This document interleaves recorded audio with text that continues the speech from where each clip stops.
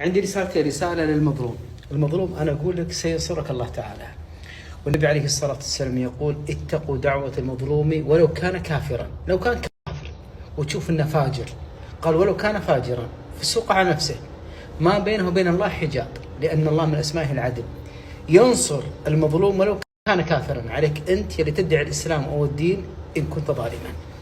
الظلم ظلمات يوم القيامة. أنا أتعجب من الظالم شلون ينام، والظالمة هذه شلون تنام.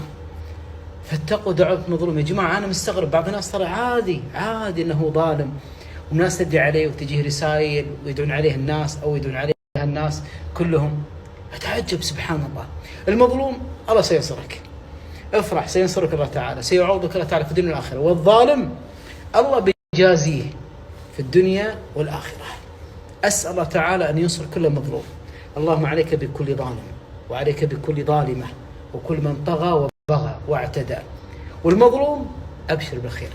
كم رسالة جاءتني الآن من بعض النساء وبعض الشباب المظلومين، إما من قريب، وبعضهم مظلوم من أب أو أم.